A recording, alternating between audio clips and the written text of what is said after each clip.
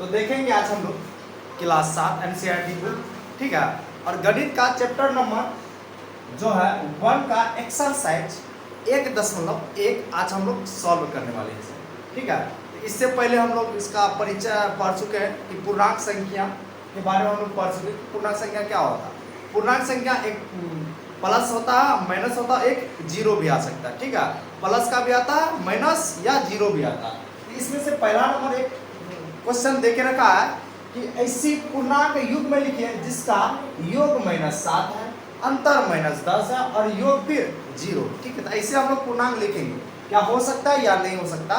तो आइए देखते हैं, बनाते हैं, हल करते हैं। तो ए नंबर में बोला है योग, योग करके हमको लाना है -7। ऐसा कौन सा संख्या लेंगे, या प्लस हो या माइनस हो, लेकिन उसको योग करेंगे, अगर हम जोड़ेंगे तो -7 आना चाहिए। आइए देखते हैं, अगर हम ले लेते हैं -2, ठीक है। अब फिर कहा कि योग करने, तो योग किए, योग मतलब होता प्लस। उसके बाद एक ले लेते हैं हम लोग -5, ठीक है। इसको हम लोग सॉल्व करते हैं। तो -2 प्लस माइनस माइनस होता है, यहाँ पे 5 आएगा। अब हमको पता है कि माइनस माइनस क्या होता है, प्लस होता है। देखिए माइनस गुना माइनस बराबर प्लस, माइनस गुना प्लस बराबर माइनस, प्लस गुना माइनस बराबर माइनस, प्लस गुना प्लस बराबर प्लस होता है, ठीक है। यहाँ पे माइनस माइनस है तो प्लस हो गया, लेकिन चिन्ह माइनस का होगा। अब दोनों को जोड़ेंगे तो 5 2 7, ठीक है। तो योग करे तो कितना आया, -7 आया, ठीक है। पहला सॉल्व हो गया। अब चलता है बी नंबर। बी नंबर में क्या पूछा है कि अंतर, क्या पूछा है, अंतर।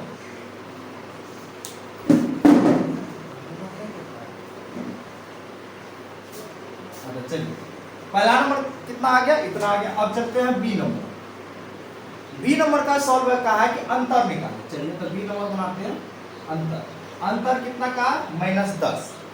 तो ऐसा जो भी संख्या लेना है, लेकिन -10 लाना। अंतर मतलब होता है घटा, क्या होता है, घटा होता है। देखते हैं कोई भी संख्या ले लेते हैं और हमको 10 लाना।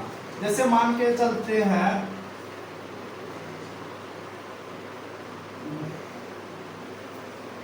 एक ले लेते हैं 7 ले लिए, और एक ले लेते हैं -7 ले लिए, ठीक है। और एक लेते हैं +2, +2, अरे 10 ना पुराना है, 3 ले लेते हैं प्लस का। अभी दोनों का अंतर करेंगे तो अंतर होता क्या, घटा होता। अंतर मतलब घटा ही होता। चलिए तो -7 लिए, यहाँ पे माइनस प्लस माइनस हो गया, यहाँ पे 3, और माइनस माइनस प्लस, चिन्ह माइनस होता तो माइनस दे दिया, और 7 3 कितना होता है, 10। तो अंतर किए तो वो भी -10 आ गया। आ गया समझ में। चलिए अब सी नंबर का सवाल का है, सी नंबर भी देख लेते हैं। सी नंबर में बोला है कि योग कितना आना चाहिए, 0 आना चाहिए, योग 0 आना चाहिए। ऐसा कौन सा संख्या लेंगे जो योग हमारा क्या आ जाए, 0 आ जाए। तो देखते हैं इसमें भी, अगर हम एक संख्या ले लेते हैं +5, एक लेते हैं -5, अगर दोनों को सॉल्व करेंगे तो ये 0 ही आएगा हमारा आंसर। ये आ गया हमारा आंसर, ठीक है। इसका आंसर यहाँ पे है और इसका आंसर यहाँ पर है, ठीक है। तो ऐसा ये संभव है, कोई भी संख्या लेकर हम जो कहा है वो हम लोग कर सकते हैं। आगे समझ में। चलिए देखिए 2 में कहा है कि एक ऐसा ऋणात्मक पूर्णांक युग में लिखिए जिसका अंतर कितना आना चाहिए, 8 आना चाहिए। चलिए ऋणात्मक लिखने बोला तो लिखते हैं, और उसका अंतर करेंगे। अंतर मतलब होता है माइनस, माइनस मतलब घटा। अगर करेंगे तो हमें प्लस का 8 आना चाहिए। चलिए तो मान लेते हैं कि एक हम लिख लेते हैं -2, ठीक है। एक लिख लेते हैं हम लोग क्या, -10 ले लेते हैं। अभी दोनों का अंतर करेंगे, अंतर मतलब होता है घटा, क्या होता है, घटा होता है। चलिए ये -2 हो गया, यहाँ पे माइनस माइनस प्लस, अब 10, प्लस का 10 और माइनस का 2 है, तो प्लस में माइनस क्या होगा, घटता है। तो 10 में से हमारा 2 घटेगा तो आएगा 8, बारह प्लस है तो प्लस का ही 8 आएगा। तो पहला सॉल्व हो गया कि ऋणात्मक संख्या लीजिए जिसका अंतर करेंगे, अंतर मतलब घटाने पर हमारा प्लस का 8 आना चाहिए। तो जो कि हम लोग यहाँ पे सॉल्व किए, ठीक है। दूसरा नंबर जो बोला है बी नंबर का, एक ऋणात्मक पूर्णांक और एक धनात्मक पूर्णांक लिखिए जिनका योग -5। ऋणात्मक मतलब होता है माइनस का, और धनात्मक मतलब होता है प्लस का। बताए थे इससे पहले हम लोग जब इसका परिचय लिए थे पूर्णांक संख्या के बारे में, तो सब बताए हैं। चलिए तो हम लोग करते हैं एक ऋणात्मक संख्या लेते हैं और एक धनात्मक संख्या लेते हैं और उसको हम योग करेंगे तो माइनस का 5 ही आना चाहिए। आ गया समझ में? तो ऋणात्मक संख्या जैसे बोला है हम क्या ले लाना माइनस का 5, तो एक ऋणात्मक मतलब माइनस का लेना, एक धनात्मक लेना, फिर उसको क्या करना है योग करना, प्लस करना, तो आना चाहिए माइनस का। चलिए तो एक ऋणात्मक संख्या हम ले लेते हैं 2, क्या ले लिए 2। एक धनात्मक संख्या बोला है तो धनात्मक ले लेते हैं हम लोग 7 ले लेते हैं। धनात्मक मतलब होता है प्लस। अब ये दोनों को हम लोग योग करेंगे लेकिन आना चाहिए माइनस का, है ना? ये गड़बड़ हो गया बाबा, पहले ऋणात्मक लेना बड़ा में अगर माइनस का रखेंगे आ जाएगा। चलिए एक ऋणात्मक संख्या ले लिया माइनस का 7, ठीक है। अब एक धनात्मक लेते हैं हम लोग 2 लेते हैं और दोनों को योग करेंगे। योग मतलब होता है प्लस। अगर दोनों को हम योग करेंगे तो इसका आंसर कितना आएगा बाबू? माइनस का 5 आएगा। कितना आएगा? 5, क्योंकि 7 में से 2 घटेगा तो 5 आएगा। बड़ा संख्या माइनस है तो माइनस का ही आएगा। आ गया बात क्लियर? चलिए सी नंबर देखते हैं इसी प्रकार कि एक ऋणात्मक पूर्णांक और एक धनात्मक पूर्णांक लिखिए। एक ऋणात्मक भी लेने बोला और एक धनात्मक, मतलब एक माइनस का लेने बोला और एक प्लस का लेने बोला, जिसका अंतर कितना आना चाहिए? माइनस का 3 अंतर पूछा इसमें, तो माइनस का 3 लाना। अब कोई और संख्या ले लेते हैं, जैसे मान के चलते एक ले लेते हैं ऋणात्मक 2 ले लेते हैं, ठीक है।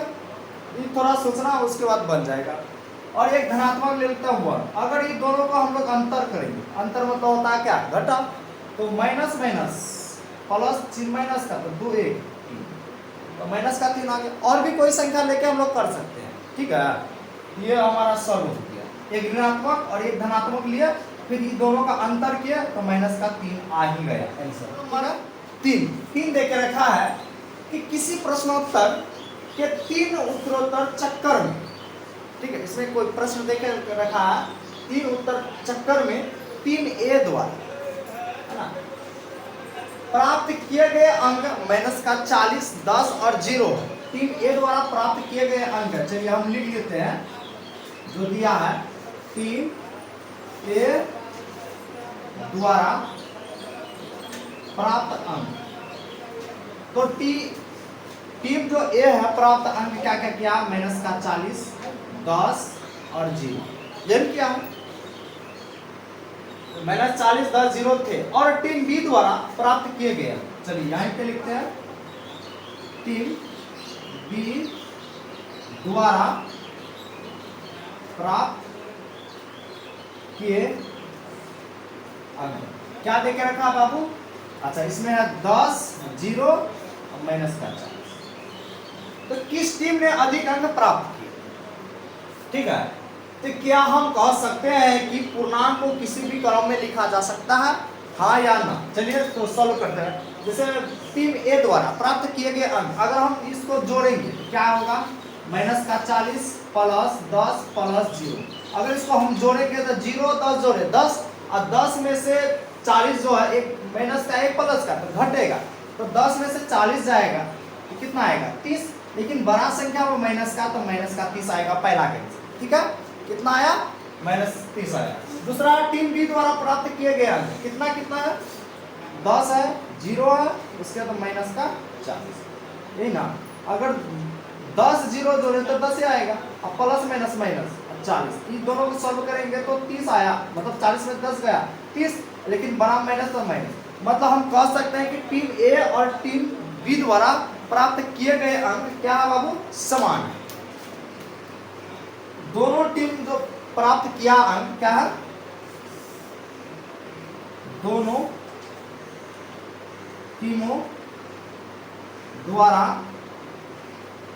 प्राप्त अंक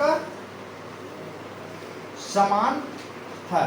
और हम ये कह सकते हैं इसे हम किसी भी क्रम में जोड़ सकते हैं। किसी क्रम मतलब क्या? माइनस 40 उसके बाद प्लस 10 उसके बाद 0 जोड़ेंगे तो वही माइनस 30 आएगा। या दूसरा क्रम में पहले अगर हम 10 0 जोड़ के उसके बाद फिर माइनस का 40 अगर जोड़ेंगे या घटाएंगे तो वही माइनस मेरा 30 आएगा, ठीक है। तो हम किसी भी क्रम में इसे जोड़ सकते हैं, इसलिए इसका आंसर हो जाएगा हाँ। आया बात समझ में? चाहे आप इधर से जोड़िए तो वही -30, चाहे आप इधर से जोड़िए, देखिए -40 10 0 जोड़ा तो वही -30, या 0 10 -40 जोड़ेंगे तो वही -30 ही आएगा इसका आंसर। आ गया समझ में? तो अब लास्ट बचा है क्वेश्चन नंबर 4, इसको सॉल्व करते हैं। उसके पहला चैप्टर हमारा जो है 1.1 समाप्त हो जाएगा, ठीक है। तो पहला जो समाप्त होने वाला लास्ट सवाल देके रखा है 4 नंबर में, निम्नलिखित कथनों को सत्य बनाने के लिए रिक्त स्थानों को पूर्ति करें। मतलब ये जो देके रखा है इसको भरने वाला, ठीक है। देखिए पहले वाला -5 प्लस -8 बराबर -8 प्लस डॉट डॉट करके छोड़ दिया, ठीक है। मान के चलो ये फॉर्मूला हम सिखाए थे कि a प्लस बी फिर b प्लस a, ये जो होता है कौन नियम को दर्शाता है? क्रम विनिमय। कौन दर्शाता है? क्रम विनिमय, क्रम विनिमय नियम दर्शाता है पहला, ठीक है।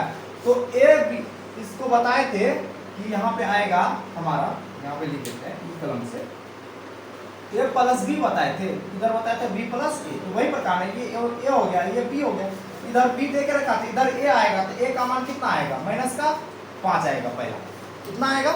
-5 आएगा। आ गया। जो दूसरा सवाल दे के रखा है -53 प्लस डॉट डॉट डॉट बराबर -53 आएगा। इसमें देखिए क्या है, ये योज तत्समक है। ये कौन सा नियम है? योज तत्समक। यहाँ पे लिख देते हैं योज तत्समक। ये जो है योज तत्समक, ये योज तत्समक। योज तत्समक क्या करता है? कोई भी संख्या में अगर हम 0 जोड़ेंगे तो जो संख्या हम 0 जोड़ेंगे तो वही संख्या हमारा आंसर आएगा। देखिए आया हुआ -53 में से प्लस का 0 जोड़े हैं तो -53 ही आया। ये आ गया हमारा क्या? योज तत्समक नियम। आ गया हमारी बात क्लियर।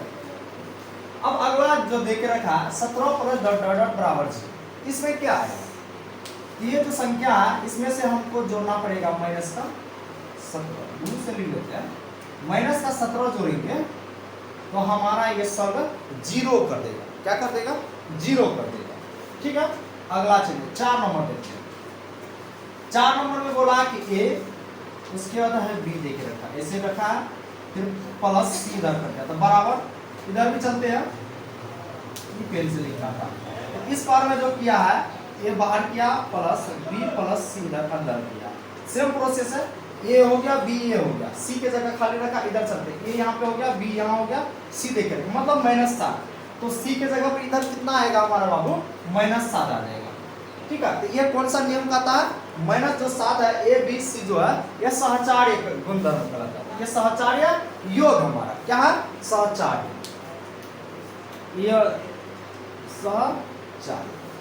ये सहचार्य नियम कहलाएगा। तो 4 नंबर ये सहचार्य नियम का या हम सूत्र ये लिख दिए हैं पहले, इससे पहले हम बताएं इंट्रोडक्शन में, आप लोग देख लीजिएगा। योज तत्समक, सहचार्य, क्रम विनिमय, है ना, योज, गुना, घटा, भाग, सबके बारे में हम लोग बताएंगे। कौन सा गुणधर्म पूर्णांक संख्या में लगता है, कौन सा नहीं लगता। अगला फिर देखते हैं, ये भी वही है सहचार्य, ये दोनों सेम है, ठीक है। ये a b c है, ये भी a b c है, बट इसमें क्या किया? पहले a छोड़ा, इधर b प्लस c किया, इसी को घुमा के लिखा। इधर क्या किया? a प्लस b कर दिया, अब प्लस का c इधर छोड़ दिया, वही ना किया है। तो इधर जो छोड़ा c के जगह इधर क्या? -3, यहाँ पे -3 आएगा। ये भी हमारा सहचार्य गुणधर्म है, लेकिन सहचार्य योग है। क्या है? सहचार्य। चलिए, अगर हमारी वीडियो आप लोग को समझ में आया है तो प्लीज़ लाइक करें, सब्सक्राइब करें, ठीक है। और ऐसे ही पढ़ने खातिर हमारे चैनल से हमेशा जुड़े रहे, क्योंकि हम आपके लिए जो क्लास 7 का मैथ है रेगुलर लेके आएंगे, बेसिक बाय बेसिक, बिल्कुल फ्री, ठीक है, 7 का।